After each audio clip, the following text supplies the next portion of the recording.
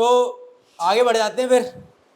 तो कल रिफ्रैक्शन के बारे में शुरुआत कर दी थी, फिर उसमें अपन ने देख लिया था कि रिफ्रैक्शन होता क्यों है, because of change of speed of light in different medium. ठीक है, फिर मैंने बताया था कि जब रेयर से डेंस में जाएगी तो क्या होगा, टुवर्ड्स द नॉर्मल लाइट मुड़ जाएगी, और डेंस से रेयर जाएगी तो किधर चली जाएगी, अवे फ्रॉम द नॉर्मल। ठीक है, अब आगे जो टॉपिक है वो कौन सा है, रिफ्रैक्शन थ्रू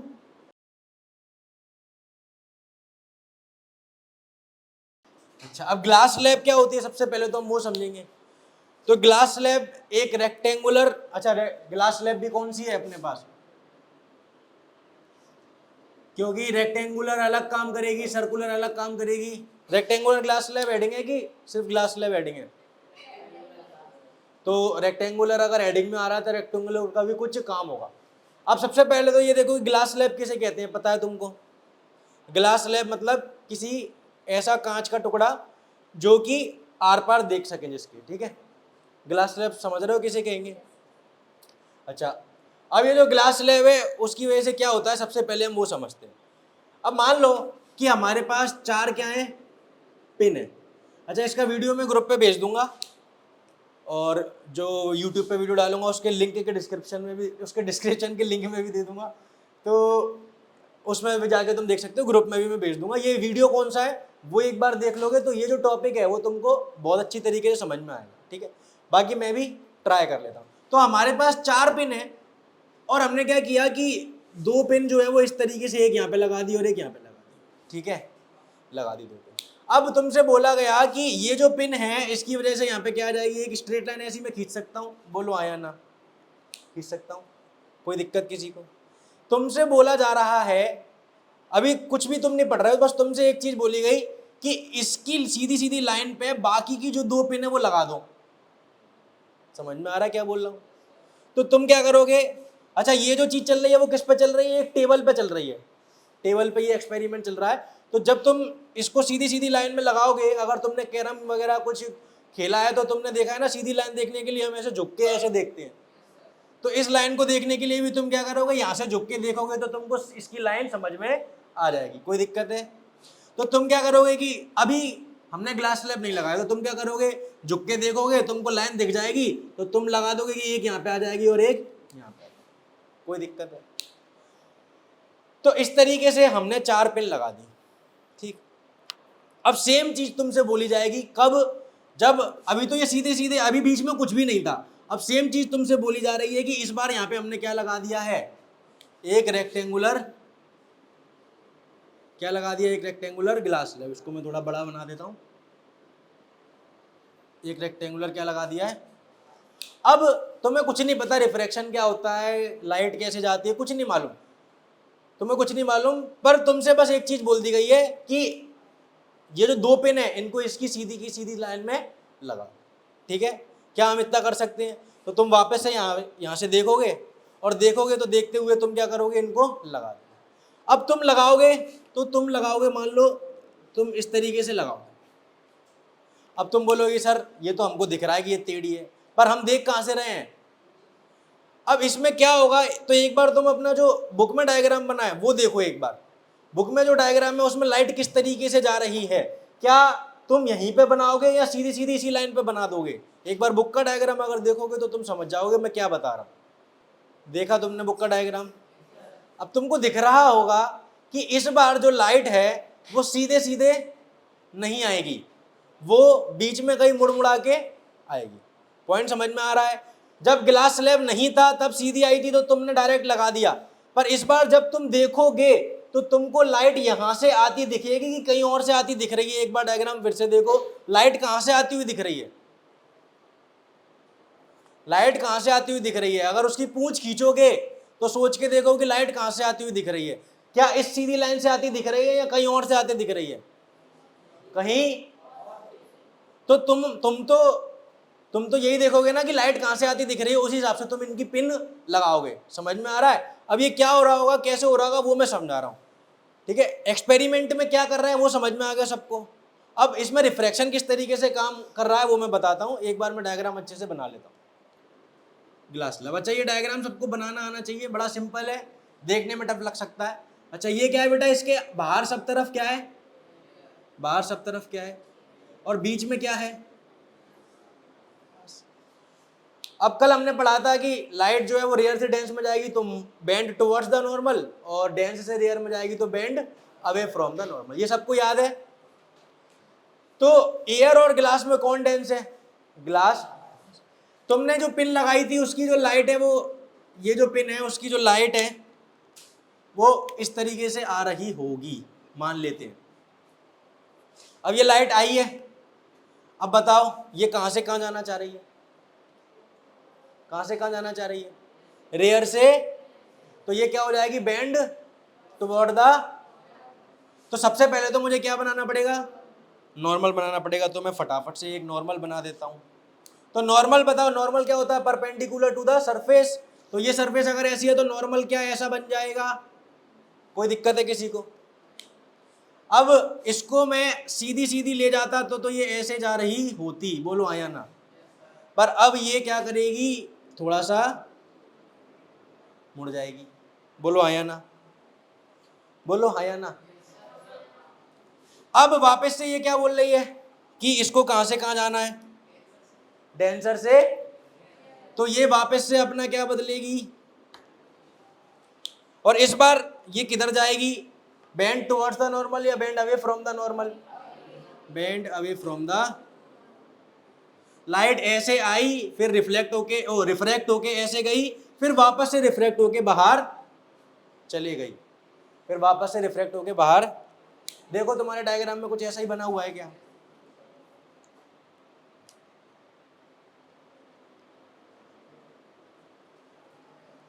तो तुम एक सेकंड इधर देखो, तुम जब इधर से देख रहे थे या फिर तुम जब इधर से देखोगे तो तुमको ये जो पिन है वो इधर से आती दिखेगी कि इधर से आती दिखेगी, सोच के देखो अब तो।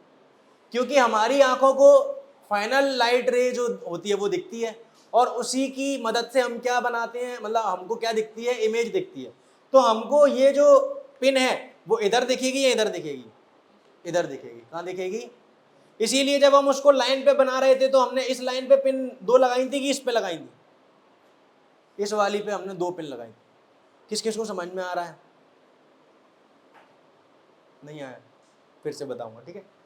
अच्छा अब एक और चीज देख लेते हैं, लाइट यहाँ पे क्या है अपना एंगल ऑफ इंसिडेंस, यहाँ पे क्या है एंगल ऑफ रिफ्रैक्शन, यहाँ पे फिर क्या हो गया, इसको अपन क्या कौन सा नाम दिया है इसको बताना, आई।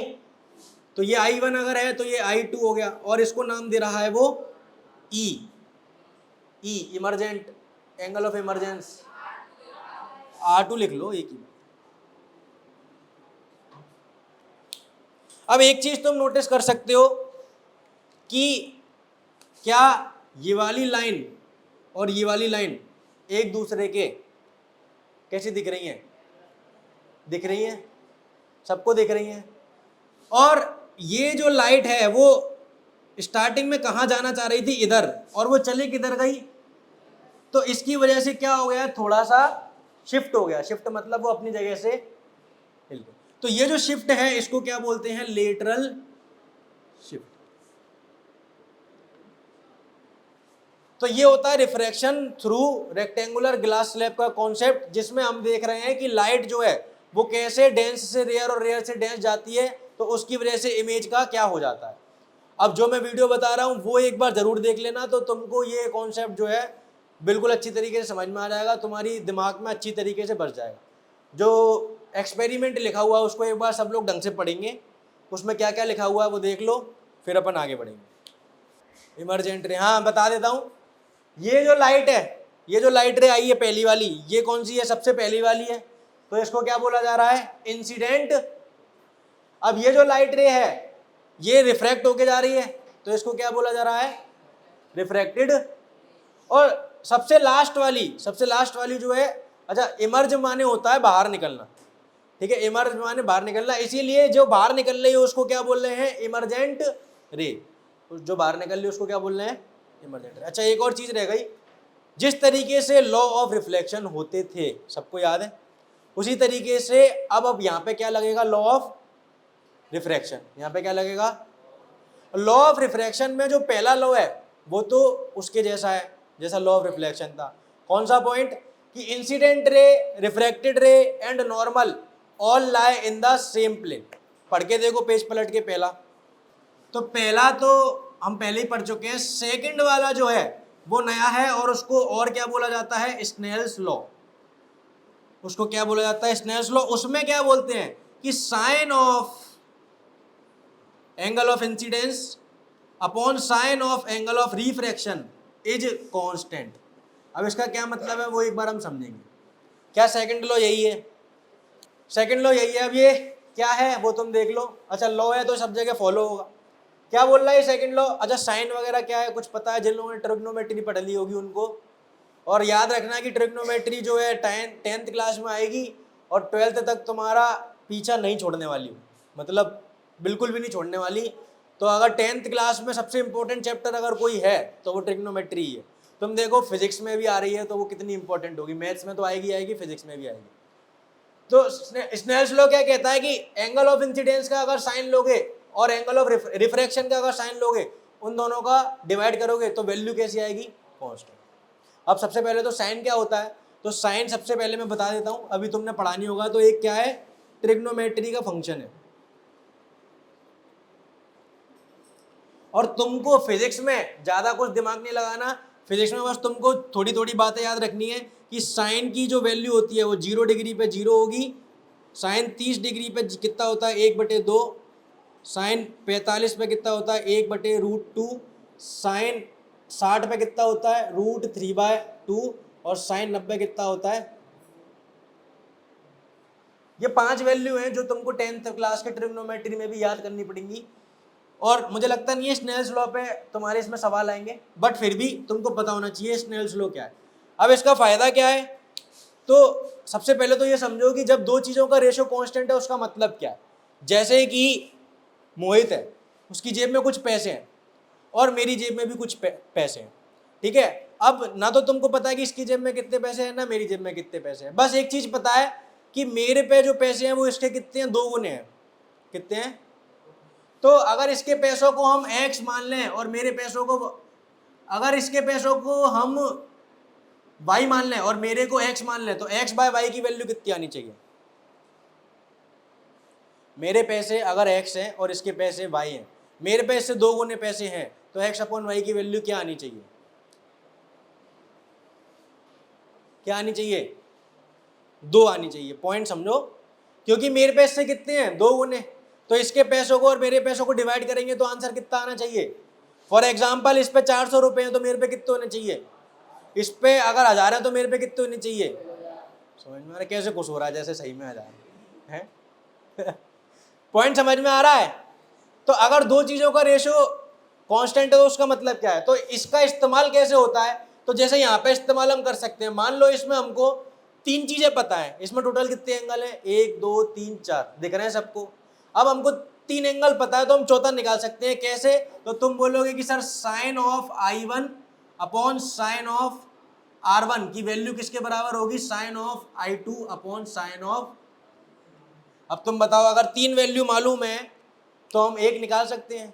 तो कांस्टेंट का क्या मतलब वो समझ में आ रहा है। उसको इस्तेमाल आगे चल के कैसे करेंगे 10th में शायद इस्तेमाल नहीं आएगा, पर फिर भी मैं बता रहा हूँ। तो ये लॉ ऑफ रिफ्रैक्शन का सेकंड पॉइंट है। Sine of I upon sine of R किसके बराबर होता है? कांस्टेंट के बराबर होता है। कांस्टेंट का क्या मतलब है पता है? कि उन दोनों की वैल्यू का जो रेशियो है वो क्या आएगा? फिक्स आएगा। एक बार जो आ गया वही आने वाला। समझ में आ गया? इसको पढ़ लो। इसने पूछा कि जो एंड में ऐसा लिखा हुआ है कि 0 I और 90, इसका क्या मतलब है? कोई बता सकता है इसका क्या मतलब है? इसका मतलब है एंगल ऑफ इंसिडेंस कौन सा है? क्या एंगल ऑफ इंसिडेंस इस लाइन से और इस लाइन के बीच में ही रहेगा? तो उसकी वैल्यू किससे किससे ज्यादा नहीं हो सकती। 0 से तो हमेशा ऊपर ही रहेगी, या तो 0 भी हो सकती है चलो, पर 0 से ऊपर रहेगी और 90 से बड़ी नहीं हो सकती ना।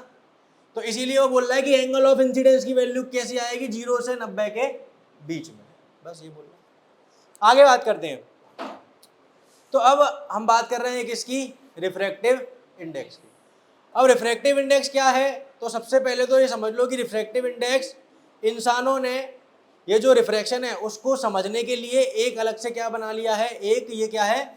रेशो है। ये क्या है? रेशो। इसका अपने आप में कोई मतलब नहीं है, बट क्योंकि हमने बनाया तो इसके हमारा फायदा होता है, इसलिए हमने बनाया है। अब इसका फायदा क्या है तुम वो समझ लो। हम देख रहे हैं कि रिफ्रैक्शन में क्या हो रहा है, एक बार रेयर मीडियम आ रहा है, एक बार डेंस आ रहा है, एक बार रेयर आ रहा है, एक बार डेंस आ रहा है।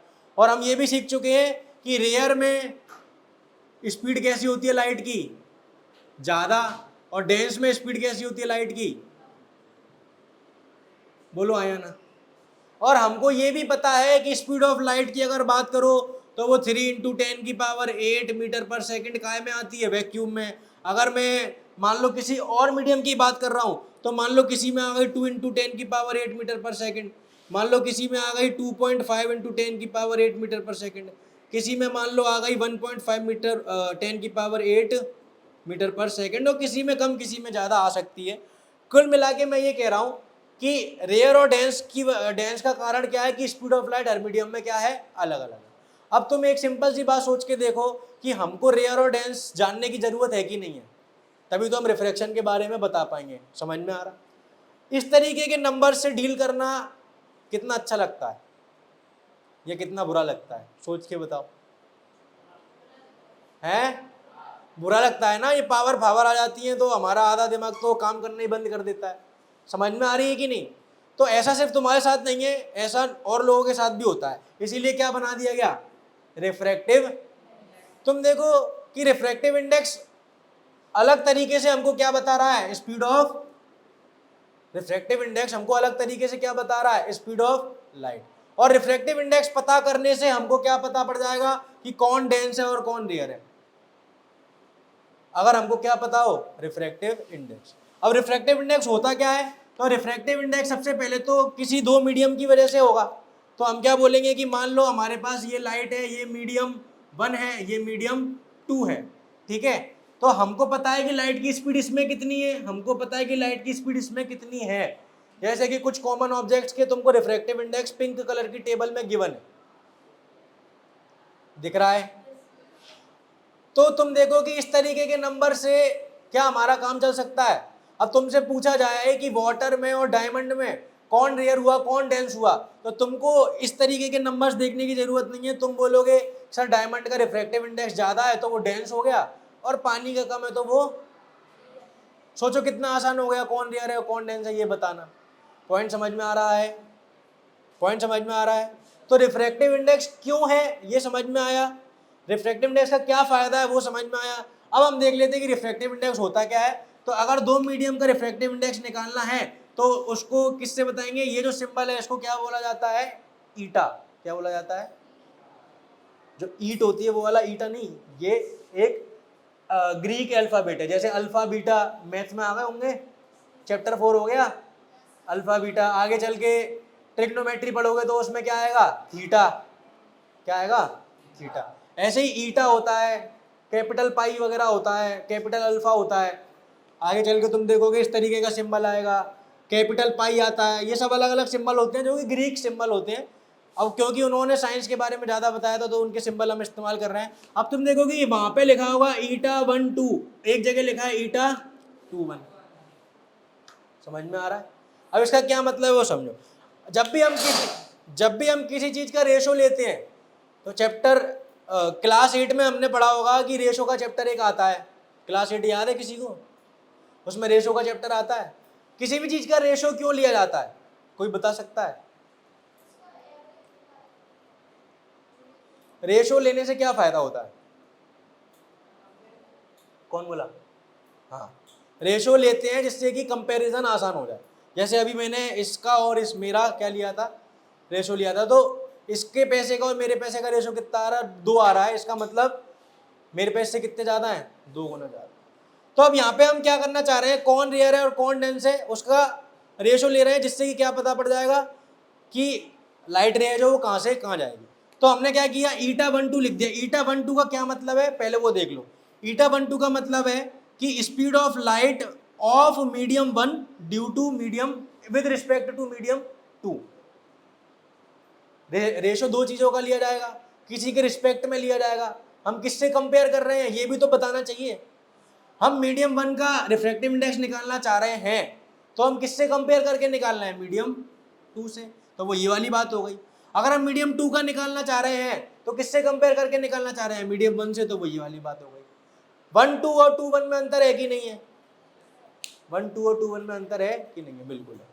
अब ये क्या है, तो तुम देख लो, जो पहले आता है वो नीचे आएगा, जो बाद में आएगा वो ऊपर आएगा। तो इसकी वैल्यू क्या आएगी? Speed of light in medium 1, speed of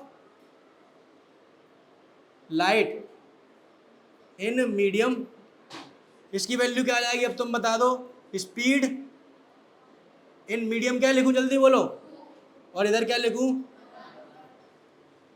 तो ये रिफ्रैक्टिव इंडेक्स होता है, ज़्यादा दिमाग लगाने की इसमें ज़रूरत नहीं है। इसका सिंपल सा काम क्या है वो मैंने बता दिया, कौन रेयर है और कौन डेंस है ये समझ में आना चाहिए। अब एक सिंपल सी बात और याद रख लो कि जितना ज़्यादा रिफ्रैक्टिव इंडेक्स होगा, जितना ज़्यादा रिफ्रैक्टिव इंडेक्स होगा उतना ही क्या होगा? Medium dense. बस ये याद रखना, ठीक है। तो अगर सवाल आता है कि एक मीडियम 1 है, उसका रिफ्रैक्टिव इंडेक्स है मान लो 1.5, और एक मीडियम 2 है, उसका रिफ्रैक्टिव इंडेक्स है 2.3, और बोल रहा है कि light travels from medium 1 to medium 2, तो क्या करना है तुमको पता है?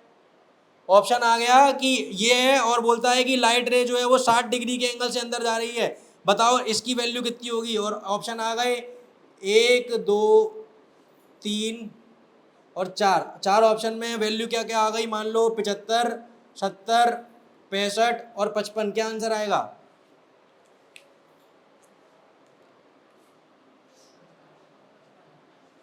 कौन कौन 55 बोल रहा है? किस किस को समझ में भी नहीं आया?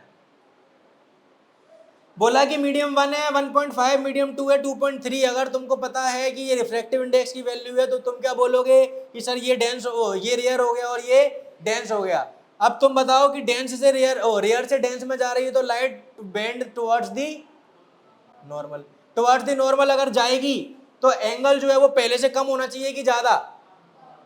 कम होना चाहिए। तो तुम बताओ कि ये तो ज़्यादा, ये तो ज़्यादा, ये तो ज़्यादा, आंसर क्या आ जाएगा? आया समझ?